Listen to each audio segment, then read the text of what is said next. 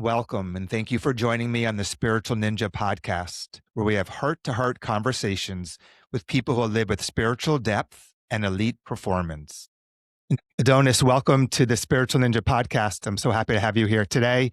You and I have a very deep connection. I'm really excited to hear about your spiritual journey and how you take this into all the work you do, including going to space. So, welcome, my friend. Thank you for having me, Jonathan. Good to see you again. It's a real pleasure. So, I like to start. If you reflect on your life, if you remember a time period or a moment when became aware of this spiritual yearning and you went on a conscious spiritual path. And then from that point, if you would share your experience of your inner practices, your experience of what it feels like to be connected to love, God, universe, whatever you may call it, and even anything that comes up along the way, how you work with those inner challenges. So really focusing on your inner spiritual journey, if you will. Thank you, Jonathan. Yeah, I grew up in a family where my parents, both Greek Orthodox, and yet my father, I would say, was less religious than my mother. And my mother was, I would call, religious in the practical sense. So she definitely believed in God and went to the church when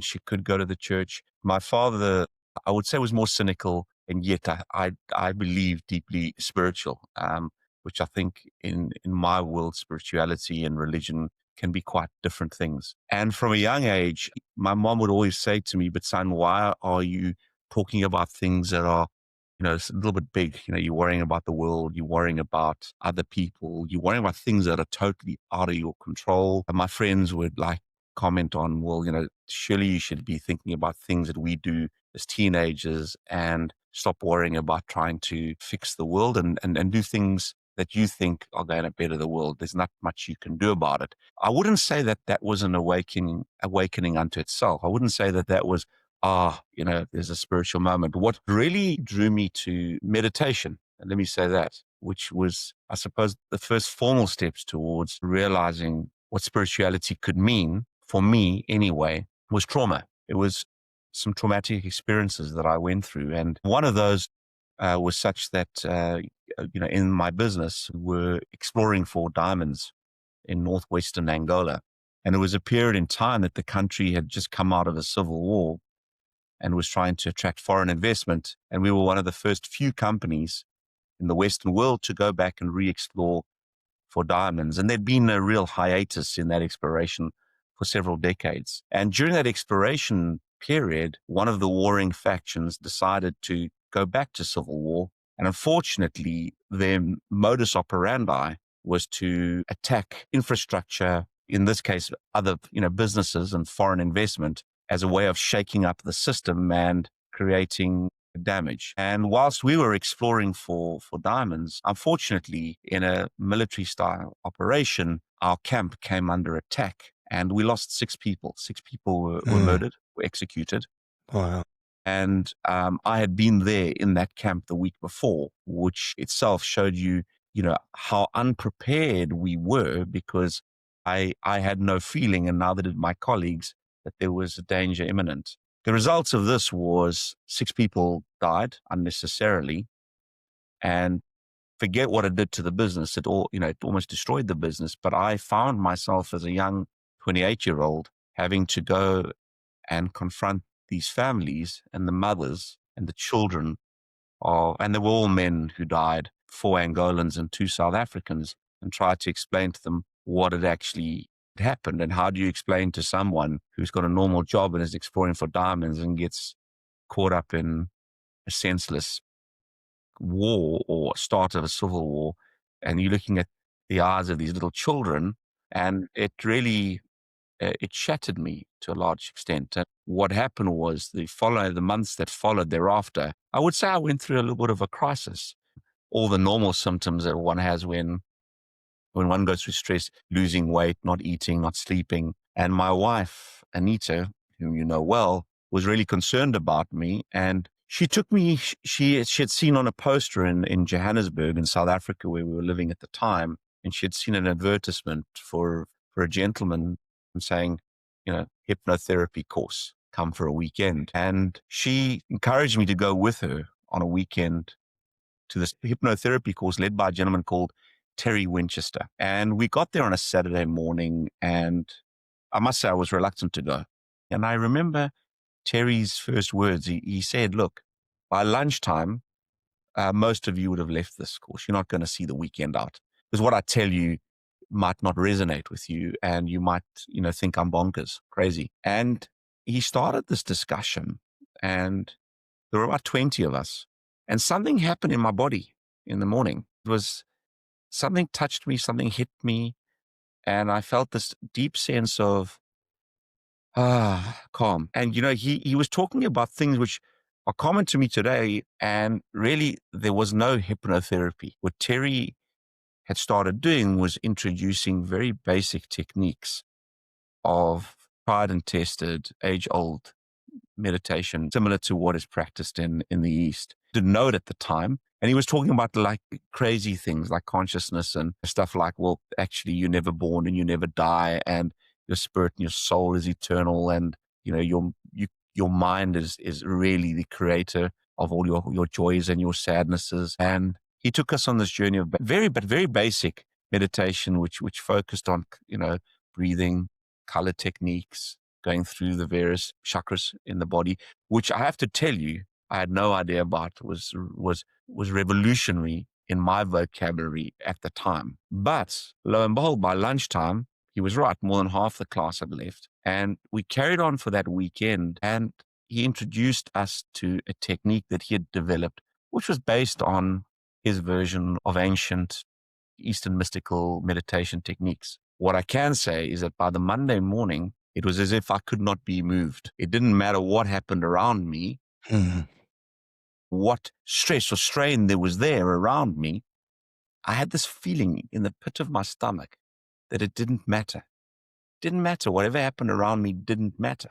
And of course, it was a new experience to me. And I was saying, what had happened to me here? And it was like, don't worry about this. It doesn't matter. It's all part of a grand scheme. It's a little show. And that feeling stayed with me, Jonathan, for about 6 weeks. And it was another world, but it definitely unlocked something in me. And that led to, I would call it, my own spiritual journey, which I can tell you more about if you want to carry on with it. But that was the key to it. And I remained very good friends with Terry until we left South Africa. And he was actually a beekeeper in the day. But he had spent a year in India walking around like a sadhu, a beggar. And he had learned these techniques there and had brought them back to South Africa. And he taught them. So it wasn't hypnotherapy. It was basically an introduction to meditation. He was using effective messaging to get people to come in, something more, at that point, more relatable or understandable. Yes. And then once people came in, there's one of my previous guests, Dan Millman, told me a quote. I may do it, not totally right, but it was an ancient saint. He said, I teach people what they want until they're hopefully open at some point to teach what I want to teach them. Like kind of give them the deeper thing, right? So it's the messaging. So what I noticed for myself and many people I speak with, there's like this dark night of the soul, expression they use in spirituality. And then there's some type of like immediate conceptual and experiential awakening or opening to something, to see the opposite of the dark night of the soul, if you will, to see our ultimate home. And then for many of us, you get like this honeymoon of like this awakening, and you're like, wow, this is real. This is amazing. And then the work kind of starts of how do you make that new understanding and concept your identification and reality of who you are. And then how do you work with the things that come up that seem to interfere? There's the daily stuff like a river's flowing and something comes in and you just focus on meditation, it goes away. But then there's also the deeper things that come up for us that often need us to somehow come to understanding or peace with. So I'd love if you would share both. One is your internal journey of your meditation, where you feel you are today with it, your experiences are with it as far as yourself, and any practices you're comfortable sharing that may help the listeners to maybe if they relate to you and they're like, oh, I want to try that practice. And then also when you're done with that, just anything, how you deal with inner challenges that come up for you. Yes, of course. So, I mean, something that has reference to what you said now, Jonathan, is, when the great saying, when the student is ready, the master will appear. And so what happened after that event and this deep sense of peace that I had, that anything outside didn't really matter, it was inside that mattered. A whole lot of what Jung would call synchronous events happened, what other people call synchro destiny. And I was walking in one of our shopping centers, or what you would call a shopping mall in the US, and there was a chain of bookstores. And as I walked into this chain of bookstores, they had a special sale going on and promoting a book called How to Know God. And the author of that book was Deepak Chopra. And I picked up this book straight away and read it. And it was really a book about spirituality, but it started to touch on the quantum realm and how Eastern teachings and quantum physics collide. And I read this book in 2000. It was the end of 1999, 2000, the year then. And it had such a profound impact on me because I love physics, and I love astronomy and astrophysics. And it sort of all came together as one. And you have these periods where in the beginning, a lot of, I would call it beginner's luck happened to you. And I was determined after reading that book. I said, well, I'm going to go and meet this man. And so I flew from South Africa. I did my research. Who's Deepak Chopra? And in those days, it was 2001.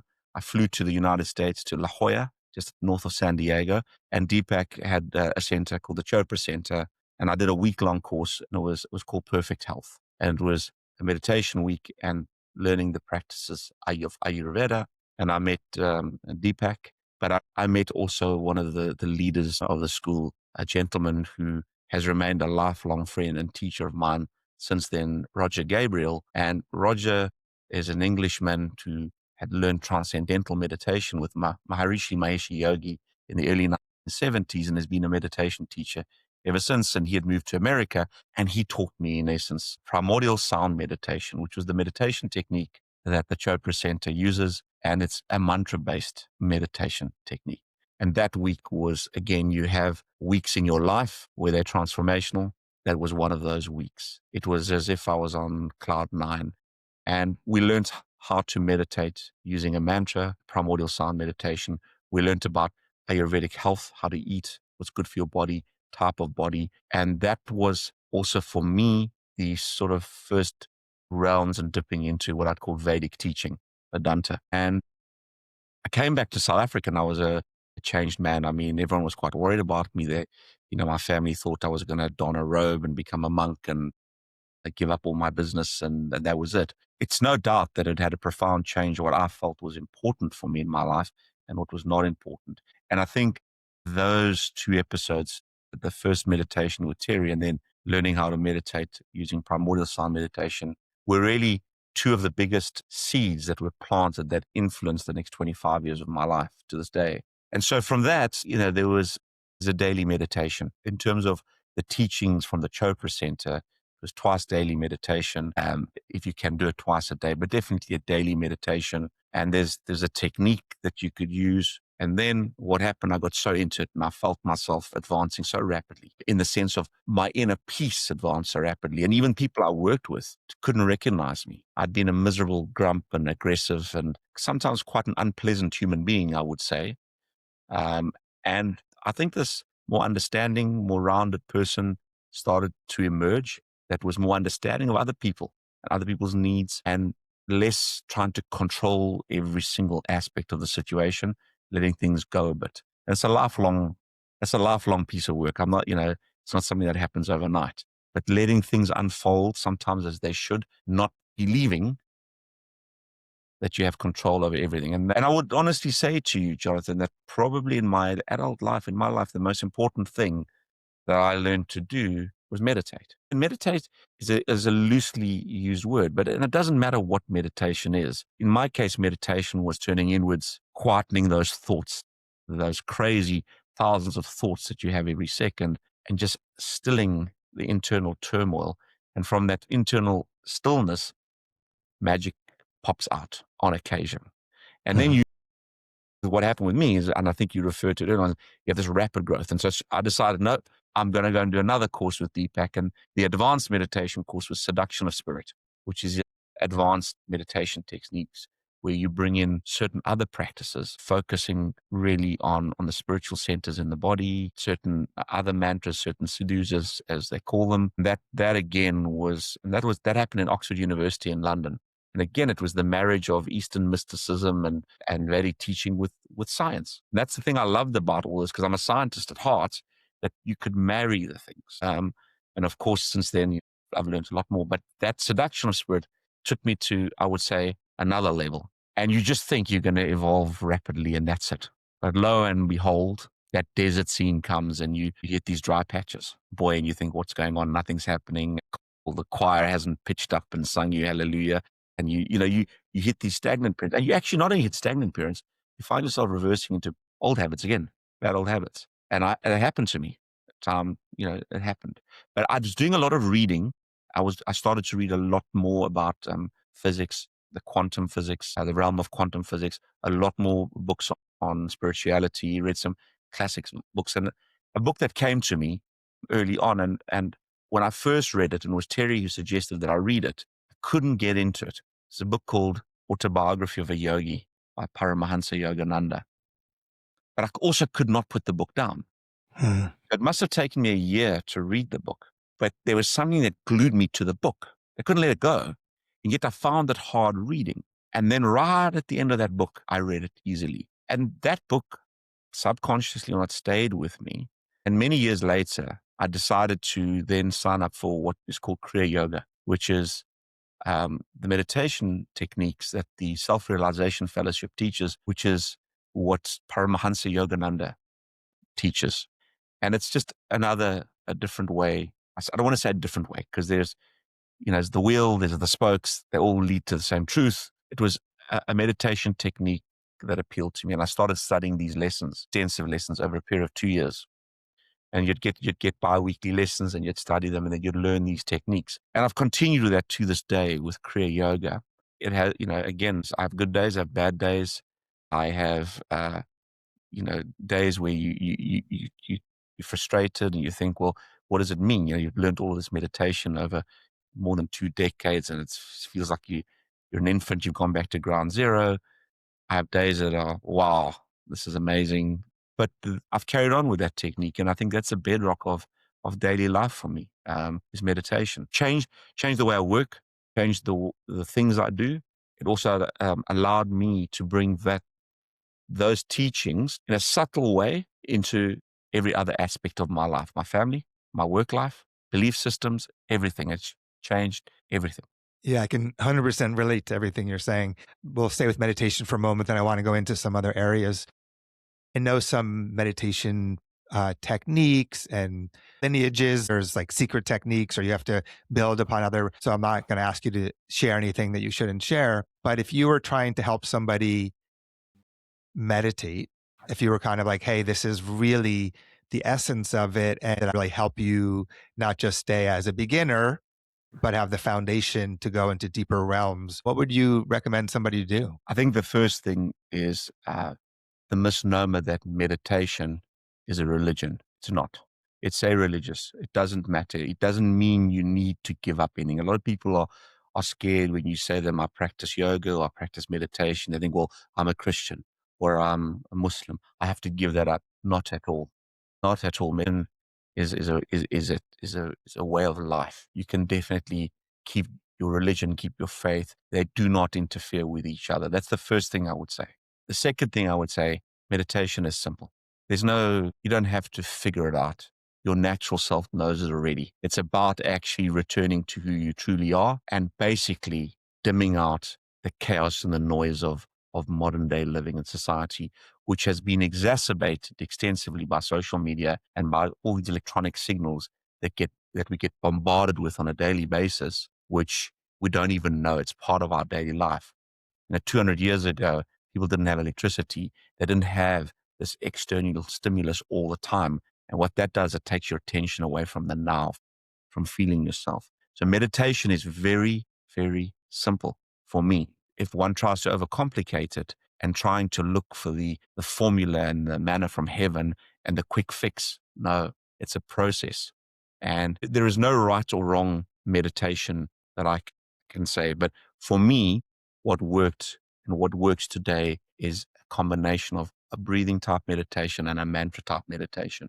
And of course, Kriya Yoga, I would advocate that to anybody who would like to learn it. But that's what I use. But again, that works for me. And Kriya Yoga is as old as the hills. This is not a new technique. It predates, it's thousands of years old, right? But at the same time, there's other meditation techniques that are modern that work equally well for people. Depends on what you resonate with. But also start slowly and start small. You know, people get turned off and people say, oh, you need to meditate for 2 hours a day or half an hour a day or 20 minutes. No, even if you spend 5 or 10 minutes a day, just being aware of yourself, just sitting still, doing nothing else, and even just sitting with your own thoughts, that's a start. I tell you, people think nothing happens because it's not obvious. I remember this teacher of mine, Roger, often told a story about someone who he taught to meditate. And he taught this person to meditate. And this person was meditating, and he came back after a couple of months and said, this thing doesn't work. It's useless. And it's a disaster. And he sort of says, well, he told the guy, well, stop meditating then. Just stop. A month later, he got the call. He said, please, I need to meditate again. My life is falling apart. And then, well, what's happened when you meditate? Well, I got back together with my wife and things are working. He says, well, that's the subtleties. It's not obvious. You're not going to all of a sudden win the jackpot, but it's these slow incremental changes that creep into your life. And you realize after a while that you're definitely not the same person you were before. Well, no, let me correct that. You're always the same person fundamentally, all right? Fundamentally inside. But as you externally, what stresses you, how you describe yourself, how you behave, you change. That's my Yeah, I think experience. when I look back, once I settled into meditation, it was kind of like you said earlier, I'm home and there's this rest, there's this oneness, there's this expansiveness, there's this perspective. Everyone has their own way of sharing what they experience meditation as. How would you describe what that feels like for you? Yes. And it's different for everybody, and there's no right or wrong. I think the key thing is to get some form of inner equanimity and peace that you feel comfortable with, that you know is right. No one needs to tell you that it's right. You feel it. Yeah, I asked a couple I was interviewing recently who are Russian Orthodox, and I was asking about her faith and her prayer. And her response was, there's a sense of peace. And when you have that, you know you're on the right path. Yeah. And so I thought that was sweet and beautiful. So, as I mentioned earlier, as we start experiencing meditation and really experiencing ourselves in a more calm, restful, truthful place, all the things that aren't that come up in different ways for us.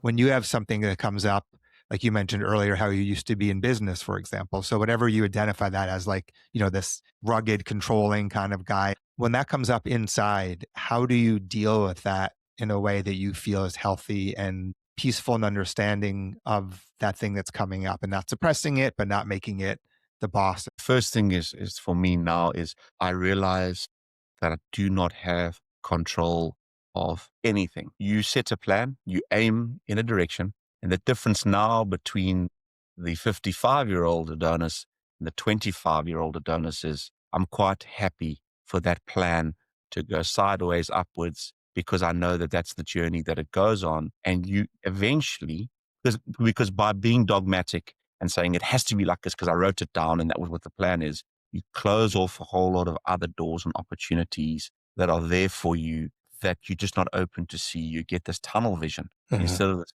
bigger acceptance that, okay, I'll let it go there. I'll let it go there. And the big thing is I'm happy to be wrong. I don't have to be right.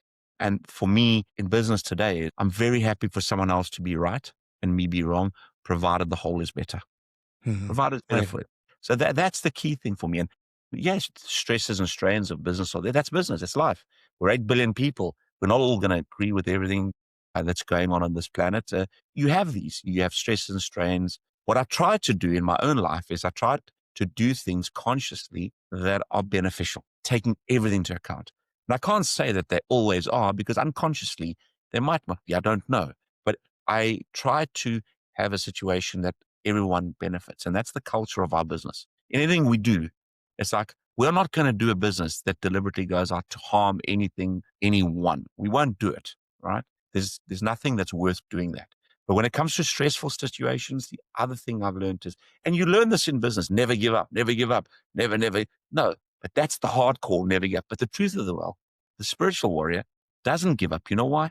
because the result doesn't really matter. It's what it is, and you move past it and you keep going. Because I've seen that time and time again in my own career, because I've had ups and downs. I've had businesses do very well, businesses do very badly. Some even fold. The COVID period was a traumatic period for many people around the world. And indeed, we were not immune to that. We lost a couple of businesses during that period, businesses that had been decades in the making. So it happened. It was out of your control and you move on. I think, that's the value systems that come out of you that influence the organization. And those value systems come out of what we've just spoken about earlier on in this discussion, which is, well, the belief system, which I think comes out of a place that is more centered, more balanced. You can call it more spiritual if you want to. And I'm careful to use these words, religion and spirituality and God, because they can be misconstrued. What I'd rather say, how do you feel as a human being? Are you centered? Are you at peace? Because within you, whether you're doing the right thing or wrong. It's there. Your body's talking to you all the time. If you listen carefully, it doesn't lie to you ever. And so with business, handling the stress side of things, my spirituality has definitely been a hallmark of that. And a lot of people I work will say, just don't know how you keep carrying on. This is a disaster. So, well, is it really? Let's just carry on. Let's see what happens around the corner. And the beautiful thing about life and about this is you never know what's around the corner. There's magic that appears around the corner, and good and bad, but when you least expect it, the surprise is there. And it's just a journey. It's, I think it was Steve Jobs. I don't know if he actually was the original one who said it, but it's definitely, I know he said it to his people in the early days of Apple. He said, the journey is the reward. Right on, right on. I remember reading it somewhere that he said that the journey is the reward. And that's it. It's your everyday life that's the reward. It's not about the actual ultimate goal. You'll get there somewhere, but it's what you do in between. And that's definitely how I see it. Yeah, it seems like for you personally, once you started becoming more aware, more awake, you didn't say, oh, I'm going to get rid of my business and now do a spiritual business, if you will. It was more you transformed who you were and how you were doing the business. And therefore, everything around you, the relationships, the people, maybe the integrity of the work wasn't just the bottom line. It was more of, okay, how do I make this a win-win-win for me, for the people, for the environment, whatever it may be. You're being conscious and mindful of the we instead of the me. And I think that's remarkable because like someone like myself and some of my other guests, somehow we ended up in a career that directly correlated with our purpose, our passion. But really, as long as you're not hurting people or things, any career can be spiritual or awakeful or whatever you want to call it, loving, a mindful human being. So I love how you were able to take something that, you were a powerful business guy and you changed how you were doing it, but you're still a powerful business guy, just with more consciousness and more awareness and more of the we, which I think is incredible to do, to keep doing what you're doing and refine how you're doing it. Now, when you talked about in business, something comes up, you've been able to more say, hey, I don't need to control this. I'm going to flow and see where it goes and keep showing up and doing our best. Now, to do that inside, obviously there's letting go. Like you have to internally let go to do that on the outside. So when things come up for you personally that are your, those things that tend to get you, do you have a mindful practice that you use to directly address those things? Or do you more just say, in an imbalanced state of mind, I need to go meditate or do something to get me back in a balanced mindset? I'll pause.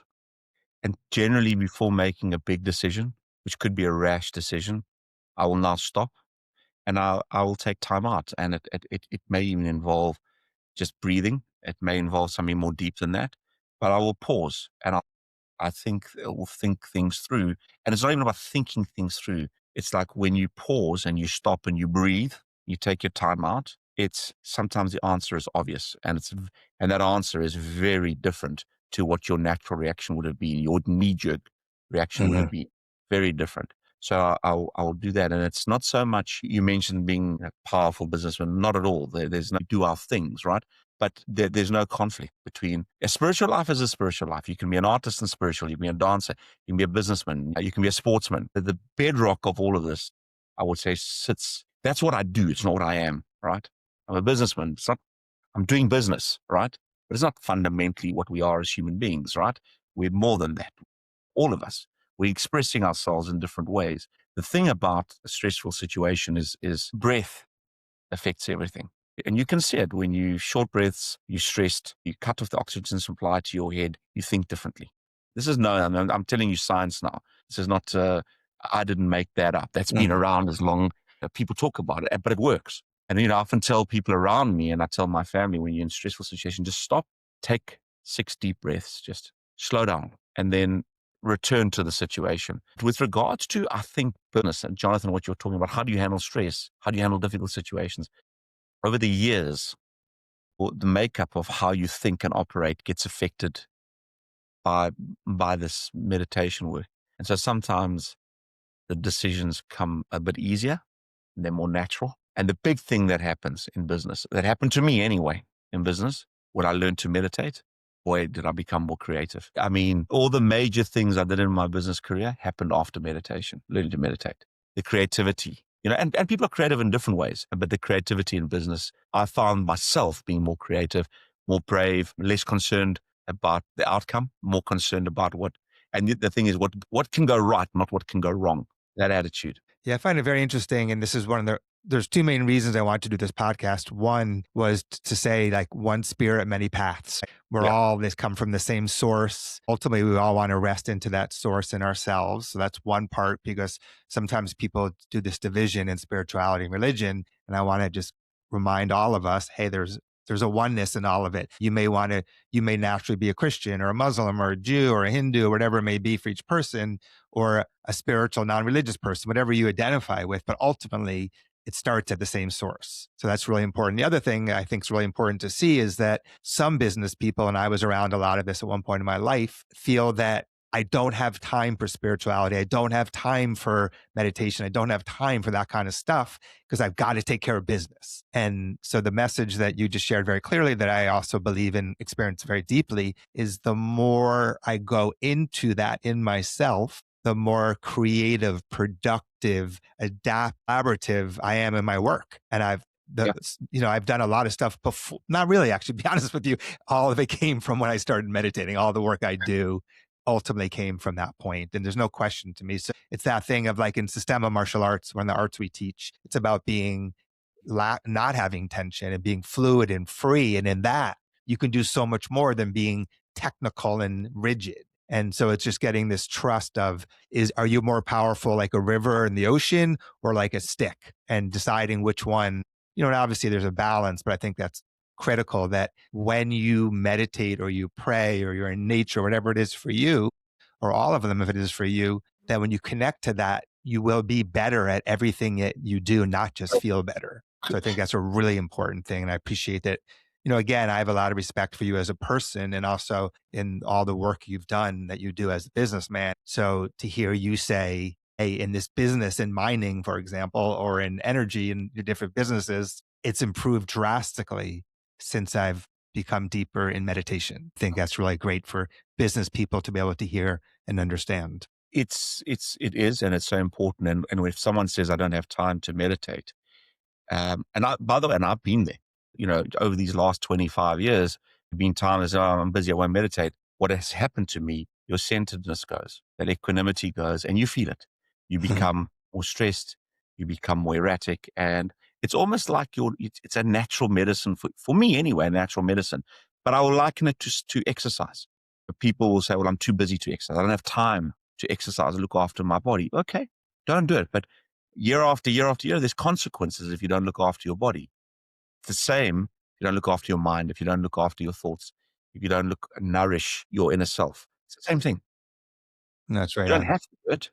And it's not obvious on day one that there's a difference, but it happens. And I've seen it with myself when I have so-called, not fallen off the bus, but put meditation slightly to the one side over the years. It definitely has had I would say, a negative effect on my mental well-being, my health. So Adonis, you've shared so much about your inner transformation and how it's affected you as a person, your work. I imagine the same with relationships, but how would you share how you've transformed in your relationships, whether it's with your lovely wife or daughter or coworkers or your family members? How has it transformed from you identifying with meditation more? Without a doubt, it's improved every single one of my relationships, whether it's with my wife, my daughter, with my siblings, with my parents, my friends, my coworkers. Definitely my relationships improved dramatically over the last 25 years. And they will even tell you people who knew me before I started meditating to after I started meditating, they'll say it was a moment where they could directly see the change in me as well. It doesn't mean I still can't be stubborn and difficult at times and frustrating and that, but the relationship between myself and those around me, I think, improved significantly. And the most important relationships, those that are closest to you, your family, that improved significantly, I would say, over the years.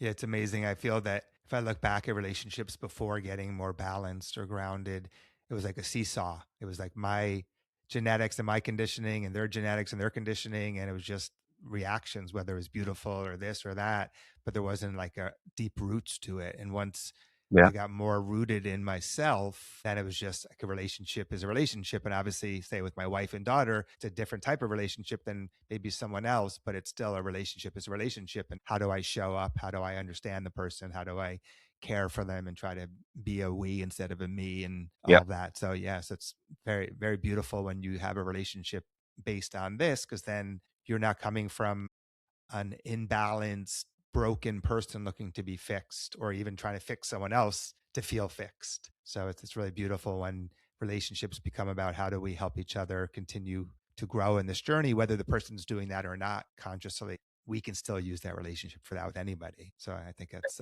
another very important thing that happens. Agree. You know, Agree. It so definitely happened. so I do want to go into your journey going to space, but before we do that, I want to ask you a couple of the big questions Sure. that I ask people, and then we'll go into space. I think a normal part of somebody going on the spiritual journey, these questions naturally come up. Who am I? What's the purpose of my life? What is the purpose of life? Why are we here? So I imagine you've looked at these questions in yourself. How would you share your answers to those questions? You probably just asked the most important question of life, and you could ask anyone. Who am I is a great question that many of the faiths ask you and implore you to ask of yourself. And it's something that I've explored myself, and it's a deeply personal answer. I'd rather answer it in a different way, Jonathan. It's who am I not?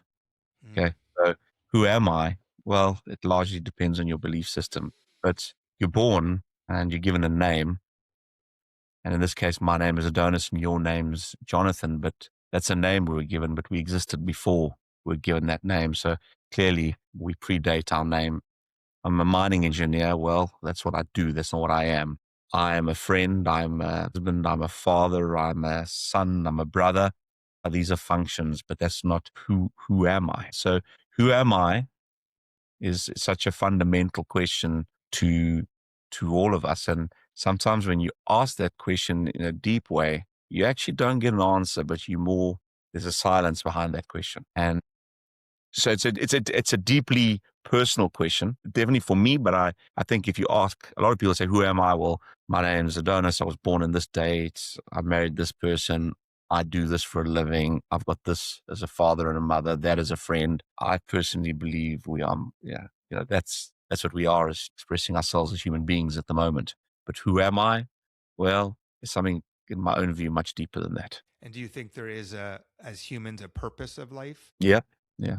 I think if you look at the teachings and the old ancient mystical traditions of the East, and if you look at quantum physics today, and there's some great books you can read about this, they sort of come together and sort of try to explain the same things.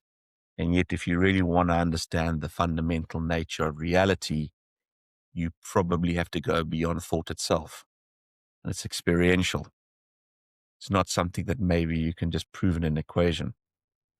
And at the same time, when you talk to quantum physicists and astrophysicists, and they talk about the Big Bang Theory, and that's when it all started. Well, can you ask the question, what happened before the Big Bang? Are you allowed to ask that question? Number one. But number two, they'll tell you that when the Big Bang happened, if the universe had accelerated in its expansion 1 trillionth of a second too fast, the forces would have been too strong for gravity to come back together and create matter Hmm. and solid bodies that we see today, the Earth being one. And at the same time, when the Big Bang happened, if the explosion and the expansion had happened a trillionth of a second too slow, we would have collapsed back in on ourselves and become this infinite small point. So I'm asking you that we exist here today on planet Earth, and the odds are that if we'd expanded too fast or too slow, the laws of physics probably, and I'm not a physicist, so please, from what I've read and understood, wouldn't allow this universe to exist as it is today. I mean, that's winning the jackpot, mother of mother and mother and mother of all jackpots. So I personally don't feel confident or arrogant enough to think that we are by our own means and that there isn't some guiding, something bigger than us that's beyond us, that's there. So it sounds like the purpose may be to be as humbly as we can connect to that essence, that source of life, and Yeah. live and honor that. Yep. And I assume the answer to this question would be aligned with that as well. Is that expression like people may not remember what you say or what you do, but they remember how you make them feel. Feel. So, what do you hope your life is a message of? How would you hope people think of you or see you or experience you in life? I would just love it that, and it's also the great thing would be that anyone that we come into contact with, that I come into contact with, that you come into contact with, would leave feeling a little bit better Hmm. after we met you. All right. And that's it. That's it. Just feel a bit warmer, feel a bit better. I don't want to speak about being inspired and change the world. If that happens, great. But just walk away feeling maybe a little warmer, better than what they did before they met you. Because the rest of life's going to carry on. You know, business going to be created. They're going to make, some are going to succeed. Some are going to fail. Wars are continuing. They happen. They end. Life carries on. All the normal dramas of day to day life carry on. Those you're not going to, we're not going to change those. They carry on unless everyone is fully enlightened and experiences, well, we'll call it some form of enlightenment. Well, that's what it is to be a human. Yeah, and I know when I first got really into the spiritual path, I was like, oh my God, everybody wants this. And I wanted to tell everybody and change everybody without even knowing that, I wasn't conscious in the way. And that this is the answer and everything else is false and a lie. And I remember years ago hearing, I refer to this often, that Yogananda supposedly would meet each student in the perfect way for them. And I think what you said is that of like, hey, let me show up with, for me, my dedication to being present and loving and caring, and then be with that person in the moment, whatever that is. And trust as a result of that, that'll make both of us from that moment together have a little more positivity or love or connection. So I think that's really a simple, beautiful, practical way instead of, okay, I've got to change the world or change this person. Hey, Jonathan, not everyone is ready for that. So you going out and proselytizing or trying to, or me doing it, not everyone's ready for it. When they're ready, it will come. It's different experiences for different people at different times, but it doesn't mean that we can't go out and leave a more positive mark out there for ourselves more than for anybody else, because doing it naturally means it just that dissipate, that feeling sort of affects everyone around you in the same way. That's right on. I think there's a spiritual arrogance, which I know I've done many times of, oh, I know this will help you. But the Yeah. thing is, we don't really know because everyone's on their path and we have to honor that and not think that we know Yeah. what's right for them, for their path. So I think that's a really beautiful, true human being thing of I'm going to be the human being that I can be and I'm going to honor and love you and we'll see where it goes. So I love. One of the things that people think is, oh, when someone is spiritual, it's all smiles, laughs, happy, clappy, sort of fairy tale stuff and unrealistic. That is not at all. To be spiritual is to be brave, is to be courageous, is to fight for the right things. There's no weakness in it. There's strength in it because it's actually addressing the real things which take effort. It's not a lazy mind that can do that. It's a mind that is active. It's a mind that is aware, is sensitive, and sometimes those decisions are difficult. And a lot of people think, oh, someone's spiritual, oh, they're soft. They're deceiving themselves of the realities of everyday life. Not at all. Not at all. It's the reverse. And that's why the very reason I call this the Spiritual Ninja podcast, because to spiritual ninja your insides, you have to have courage to not only connect to who you authentically are, but to deal with all the other things that come up and have a Yeah. healthy relationship with them.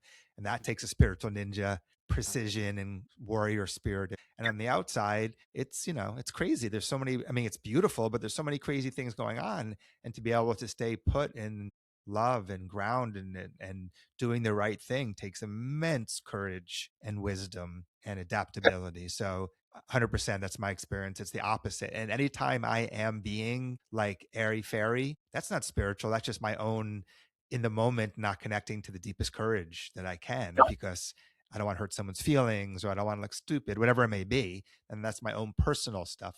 Yeah. That I'm being spiritual. It's the opposite. Being spiritual means being in the moment, being in your heart, and Yeah. honoring and loving truth and being authentic. And that's far from airy fairy. So I'm And with you being on that. true, authentic sometimes requires you to be hard, to be honest with people around you and say things that are not nice, are not fair, but that is the truth at that moment, right? It's not just about being so tolerant of the intolerable. No, it's about being truthful.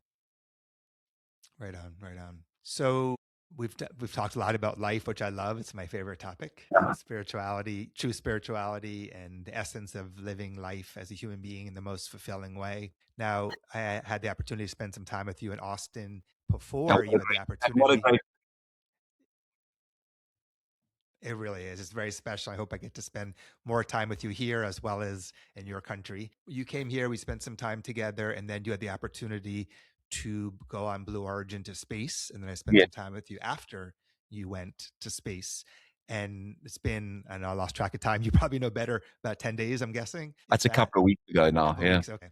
And that's right. I was out of town as well. So from that time to now, do you want to share a little bit about your experience, your process of whatever you like to share about the Yeah. before, during, and after of going to space? Yeah, absolutely. I'd love to share it with you. And I found, Jonathan, that it's only 2 weeks old, and the memories are still coming back to me of what happened, because the intensity of that week was something that one doesn't often experience. And the intensity of actually going in the rocket and those few minutes that you're up in weightlessness is something that is very difficult to put into words. I'm asked now, I've been asked several times, well, what happened and how do you feel? And what I'm doing at the moment is I'm writing a short story about it, because I think that's the best way for me, not only to process it myself, but then to share that story with other people.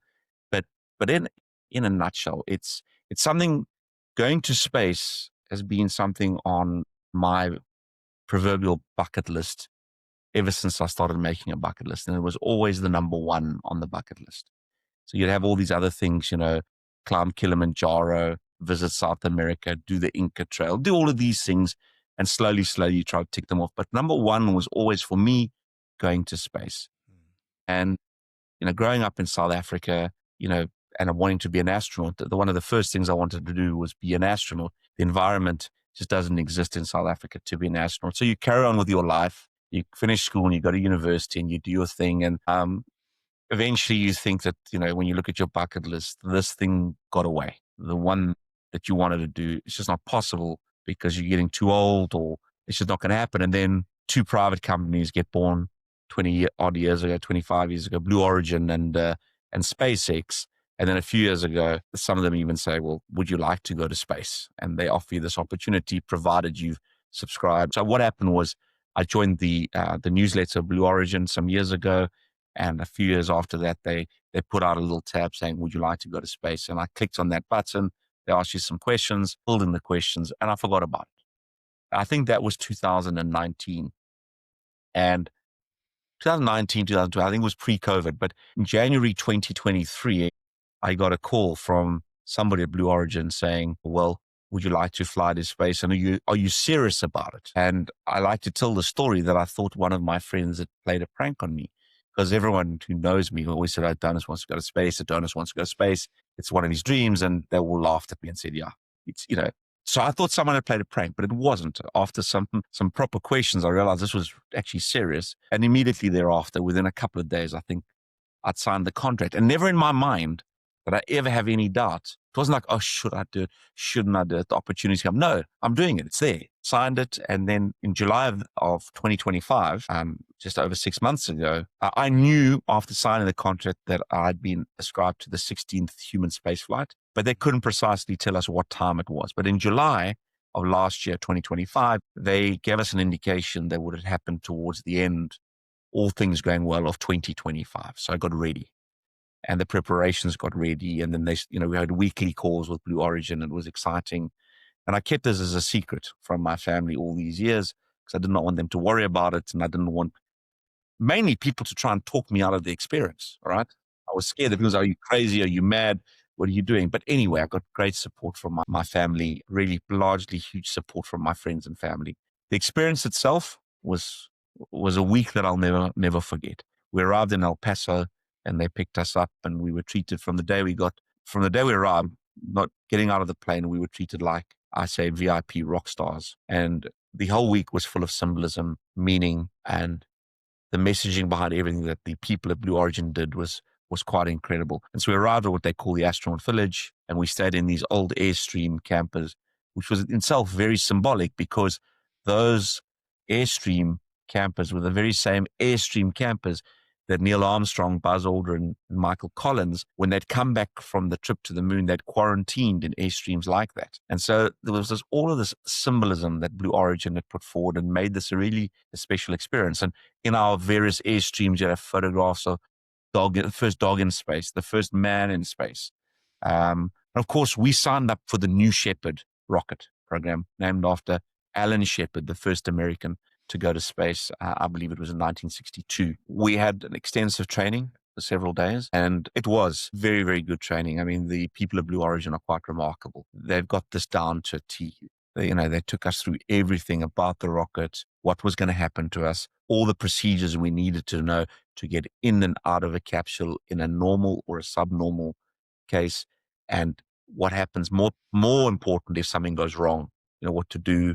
And yeah, we went for a launch on Thursday, the 18th of December, and the conditions looked good. And we got onto the rocket. And there's a whole procedure of doing that. And then we sat and the clock stopped at T-10, I believe, minutes. Why? Because weather conditions up high were not conducive to the rocket being launched. And so we waited and waited in the rocket, and it was fine. They made sure we were okay all the time, constant communication. Clock started again, went down to T-1 minute, T-59 seconds, T-58. Clock stopped again. What had happened was one of the computerized systems around the engine had said, not 100% happy, and we waited. At that stage, we'd been in the capsule for over an hour, and they didn't like that. And they wanted our safety comes first. So they asked us to evacuate. It's called a scrub. And we got out of it. We egressed out of the capsule. And whilst most people thought this is terrible, it was just a wonderful experience. To have experience going into a capsule and having to scrub it and come out was just a wonderful experience. So we all went back. They told us what happened. And the good thing about that, it actually gave us an extra day of training, because that was the Thursday, the 18th. On the Friday, we went back into training. And the Friday afternoon, they told us it looks like the weather conditions are good for Saturday morning, and we've resolved whatever minor issues there were. And there weren't major issues at all, but Blue Origin safety is numero uno, all right, for them. We got back in on the rocket, and what made this trip incredibly special wasn't just the Blue Origin people. I mean, the family that makes up Blue Origin, the teachers, the trainers, the crew number 7, the Capcom, just all so professional. Attention to detail, Jonathan, was second to none. They catered for every thought, every question you had. But what made this also very special was the crew that I had the privilege of flying with. We flew with Michaela Benhouse, who is the first lady or human to fly in space in a wheelchair. And what Blue Origin did and what she did, she made it possible for people with some form of disability to fly to space. And so she was the first person to do that and normalized it. And Blue Origin assisted in doing that. But she is a very courageous person and an inspiration to all of us. And then the person who helped her get to space was a gentleman called Hans Kunnersmann. And anyone who's in the rocket industry knows Hans Kunnersmann because he's world famous. He was one of the first employees at SpaceX and worked extensively on the design of the SpaceX rockets, the Falcon series of rockets. And then we had an astrophysicist, we had a businessman from New York, and we had a computer scientist, and they're just wonderful people, really great crew. And so it was a privilege to fly with them. That morning, got in the rocket, and there's a procedure, you get in, and the launch was flawless that day. Right?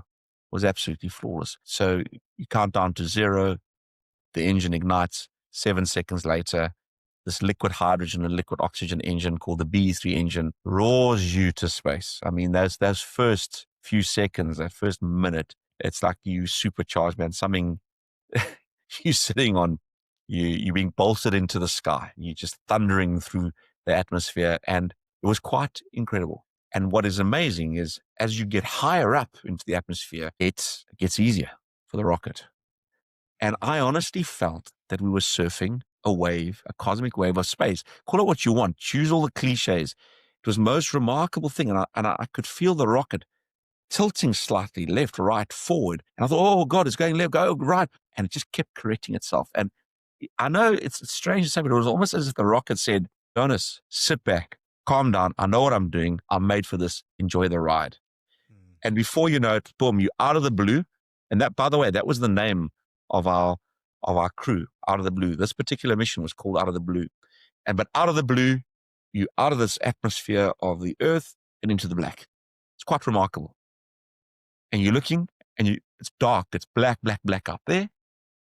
And you look down and there's this blue orb below you. It's just the most remarkable thing you can do. And then the signal comes on. You have zero gravity. The main engine cut off. The capsule separates from the rocket. The booster lands back on Earth by itself. Beautifully done. The science is just magnificent. And you carry on in space. And you have these few minutes of zero gravity, and you float. And quite honestly, it was a very big blur for me. And I've only recently seen the footage of us in the capsule that they've given to us. And I was upside down for most of the time. I didn't know that because you can't tell. I was disorientated. But I remember we all greeted each other in the middle. I played a little bit of ball. I threw a little earth ball to Snoopy, Joey Hyde. And then we turned to the windows and we had a look at these massive windows. And yeah, you're looking at this, and it's the only color that you see, right? Is the earth. It's this blue halo. And the little thin strip of the atmosphere is like a little blue halo just around the earth. And you're looking down there and you're going, wow, I cannot believe it. And again, as I said in the story that I'm writing, the cliches have always been, as have been said, people go to space, they come back, and they all more or less have similar themes and feelings, but they got this thing called the overview effect, which is astronauts speak about it. And people, especially who spend a lot of time in space, it's like you look down at the earth very, very differently because the mind isn't designed to look at earth from there. You're not designed to do it. So the adrenaline is rushing. And while you're up there, you've got this tunnel vision. But afterwards, you come back and you look at this beautiful, beautiful planet and you feel quite protective over it. You feel that it's something that you need to sort of nurture, look after. And from up there, my dear Jonathan, there are no boundaries. You don't see borders. It's just you see this beautiful globe, round. And I still battle to find the words to explain how I feel because there are no words. I don't think we have the vocabulary to explain what happened up there yet. But I'm trying to write it down on paper and I'll be sure to share the story with you when I have it. And then before you know it, an alarm sounds and you got to get back into your seat because the capsule starts to descend again. That is critical, getting back into your seat because when you come down, the forces of gravity are immense. You experience 5 Gs. And I remember you sit in this particular position and the G forces are quite enormous for a few seconds where, my cheeks and my nose felt like it had been glued to the back of my head. And you come down and it felt like some heavy animal was sitting on my chest and breathe. Wow. It only happens for a few seconds. And then you come out and then you come back into the blue, right? And you start to see the atmosphere again and the euphoria, the clapping, and then you the capsule is coming down. Remember, it's not a very aerodynamic capsule, but it's been designed so cleverly that you've got these jet engine, well, sort of blasts of air, nitrogen gas being blasted from the capsule to balance it out all the time so that you have a pretty stable trip downwards. All of a sudden, prepared rogues parachutes come out, and then your main parachutes come out. Before you know it, you've landed back on Earth with a little bit of a bump. And you can't quite believe that you've gone up and seen Earth from a different view. You come out euphoric, hugs, kisses, photographs, tears, congratulations. Quite an emotional experience and a fulfillment of a lifelong dream and addictive. Mm, To say that I wouldn't want to do it again would be wrong. I think I can understand when people say they want to go back up to space because it is definitely holy and sacred. And, we spoke about it earlier on that when you look out, there's just this blackness. And it's black because, I think you're in the day. Well, not I think. We launched during the day. It's the lights of the earth coming on, the sun, and you can't see anything else out there. But then you see this color, this beautiful mm, color of the earth, this blue. And yeah, that overview effect is definitely real. I mean, I feel it. Come back down and trying to gather my thoughts about it at the moment and write a little story about it. And I would love to see it that many thousands of more people experience that because from what I have read and what they told us, only 700 people have been to space. mm, No, sorry, it's not 700. It's probably slightly more than 700, but it's less than 800 have been to space. And that's not a lot of people. And I think if people go out there and see that, they'll definitely change their perspective on many things. And thanks to Blue Origin and companies like SpaceX and others that will come, I think this whole adventure of space exploration tourism is going to become more common. And just as commercial flight over 100 years ago was not common for the average person, today people travel all over the world commercially. I'm hoping, and I can see it coming, that in the decades to come, space travel might not be as ubiquitous as commercial air travel, but it's going to happen. And people are even talking about having hotels in space and having some entertainment up there. Who knows what will happen? But everybody should experience that. Everyone should experience.